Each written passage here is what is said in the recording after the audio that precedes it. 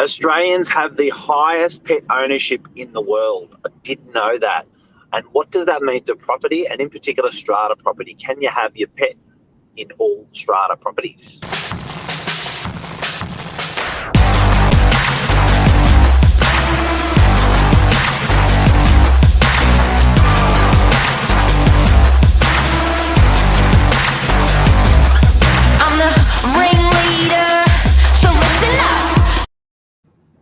Good morning. Good morning. This is a fun topic. Good topic. It's a big one. I didn't realise that many people actually owned a pet in Australia, in the relative to the world. Well, why? Why do Aussies love pets so much?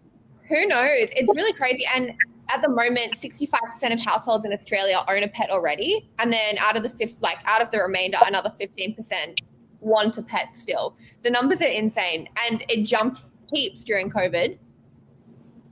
I would have been, nuts. But we'll just say off air that that's a little bit sad because people are having to go back to work, leaving pets at home. It's a little bit sad. Pets aren't used to it. On the flip, though, it is a business opportunity if you're a bit of an entrepreneur. We've seen a few doggy daycares and different pet services pop up because now everyone's gone back to work. There's more demand because there's more pets. I didn't think of that on the back of Ringa Mall. There's a new doggy daycare, pet care. You can take them for an hour a day, even a week or two. You can drop them off for, and they've got like a hotel facility. People are paying huge amount of money, hundreds of dollars a day. I heard of one that they were paying $130 a day, and your dog could watch telly, or you could watch your dog on CCTV. Yeah, no, I remember they do that at a lot of the kennels as well because apparently the noise of the TV soothes the dog. So they get like a private room for the TV. That's nuts. That's insane. Nuts. Now, Jess, we've done a lot of research to bring you today on this. What's the lowdown with having pets inside of, obviously a house, you're not going to get any opposition, real opposition from your neighbour or from council. If you've got a good pet. But in strata, typically they used to always just say no. Yeah, so the rules have changed. In August last year, on the back of COVID and more people having pets and the need for companionship, the rules have changed. Before that, strata would say no, or they would have really specific guidelines. I was reading an old copy of a bylaw through complex the other day, and it had the dog must be under 13 kilos, it must be under 40 centimeters, and it's not uncommon for the bylaws to used to have descriptions of what you can and can't have, still subject to an application. Now, a little bit different, they can only say no to a dog or a cat or whatever pet if it is, what's the term they use, unreasonably interferent, which means that it has a history of violence or it's a breed like a pit bull or a dog that is classified as a more aggressive and violent dog.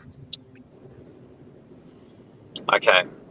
So we had, and I've known this for a year, and I was talking to a lady the other day who's looking to buy a unit, and she's like, can't have it in that block. Spoke to the agent, and not allowed. And I was like, what sort of dog do you have? And it was a little Shih Tzu. And I was like, how does that work? She said, no, the agent said and the strata said. So this is such a strong law that you actually can't even knock it on the head. It's under companionship that strata schemes must allow them now. And if strata says no, they're legally not able to say no. That's when you can go to fair trade and you can get free mediation to have that conversation on your behalf. So regardless of what pet you have, you'll still have to lodge it with strata and put in the application, but they can't say no for an unreasonable reason. And even my little dog, we just had to de-sex him to get to a strata. So now tell me, I think we're very pro. We sounded very pro this morning with pets. What's the downside, do you reckon, with having these pets in blocks? Is that not good for the value of the property? So, although there is the rules around saying yes or no to a pet, there's also rules around disturbance to the other people in the unit. So, if you can't leave dog poo lying around, or if the dog's barking, then that's another issue. Same as if your neighbor has a barking dog, then you can go to council and say there's a barking dog and put in a complaint. Yep. So the same rules would apply.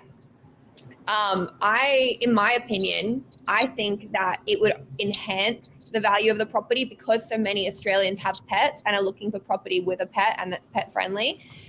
It would make more places more attractive to more people. I reckon you're right.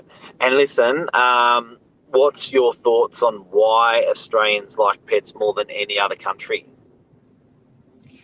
I think because we have more space. Everyone, compared to other countries, like in high density living, like if you're in Tokyo, you're not going to want a pet because there's already too high density. We have, in general, a lot of space. And I think everyone in Australia likes being outside, and animals are a part of that. That's my opinion. What about you? I would have thought that, like surely, like if you look at America as a model, is America's not that vertical. But it is interesting that Aussies like pets so much. It I is know. really interesting. It's almost, look, do you know what also? We are early adopters.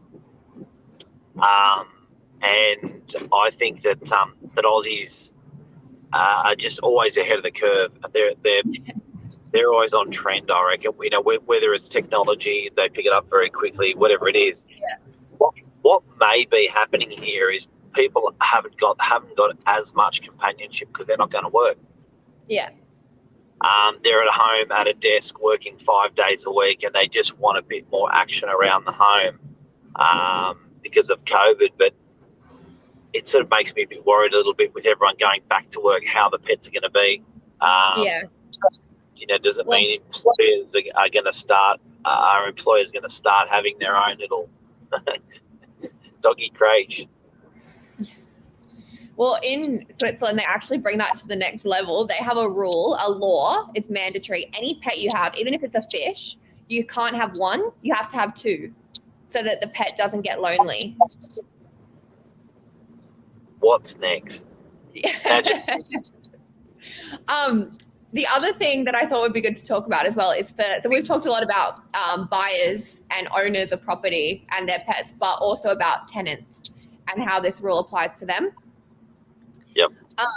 Anytime a tenant wants a pet, it is subject to the landlord's authority, and the landlord can say yes or no without reason.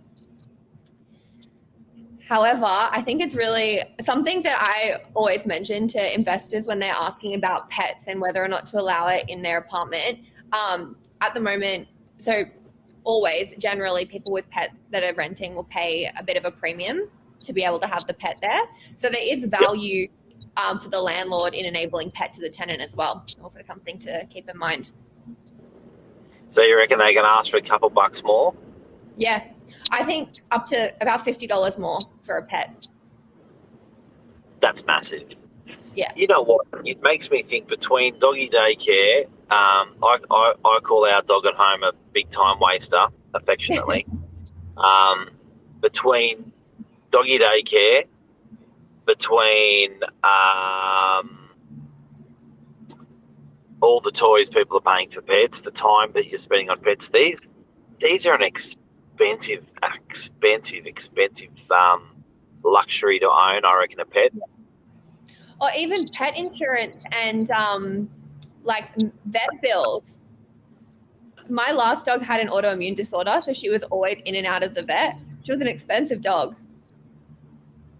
So, and also the cost of these dogs is just to buy them is doubled or tripled through COVID. Then maintaining them is huge.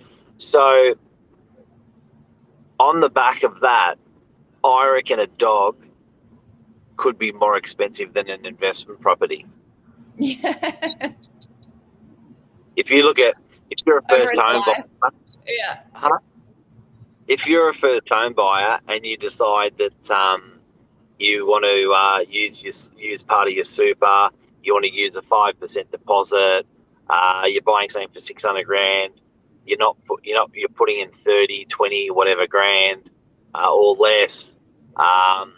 And then you look at what it costs to maintain an investment property compared to what it costs to maintain a pet. I reckon you could be shocked. I agree. I never thought about it like that. You could be shocked. Oh my goodness. Yeah. Well, and I think that the world's changed a little bit like that now as well, where there's just so many. If you look at a credit card statement, the amount of subscriptions that sit on there per month, whether it's Foxtel, internet, whatever it is, it's very different to what it was 5, 10, 15 years ago. Yeah. Those monthly costs.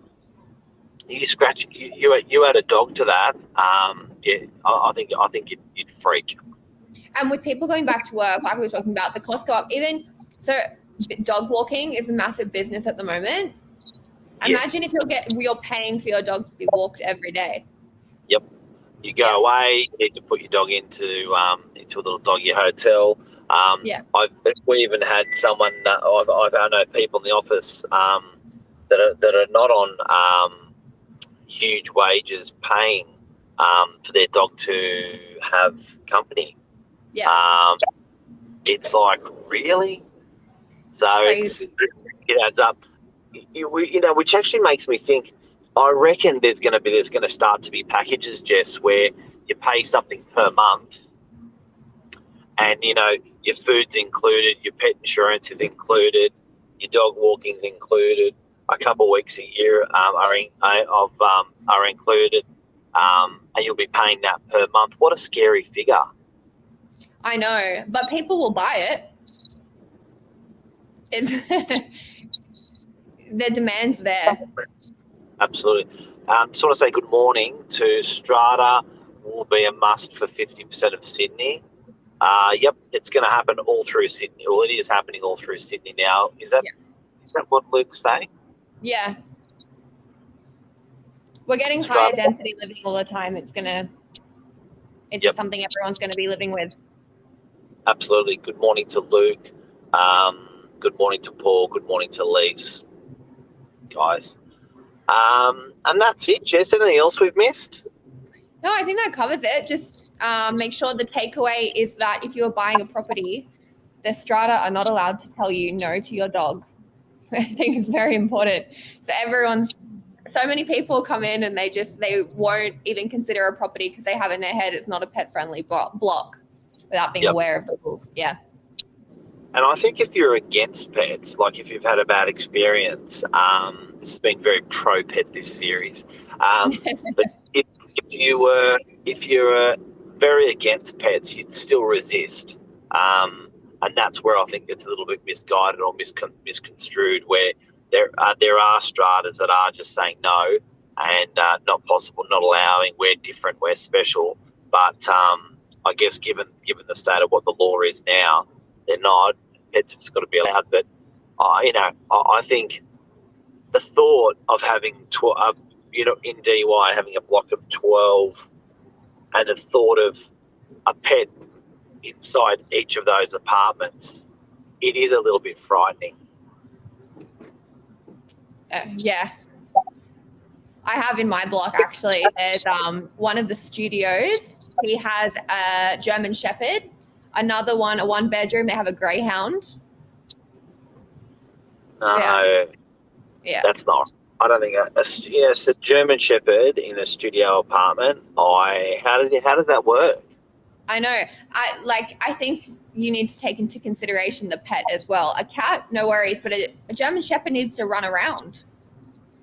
So what does the guy do?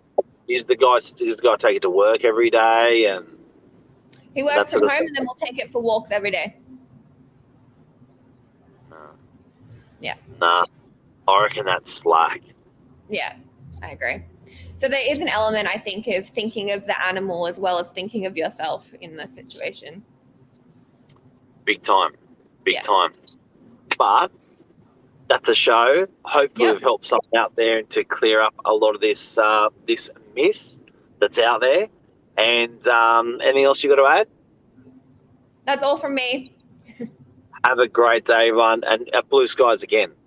Yay, it's so good. Hey. Take care. See you guys. Thanks, Jess. Yeah, bye.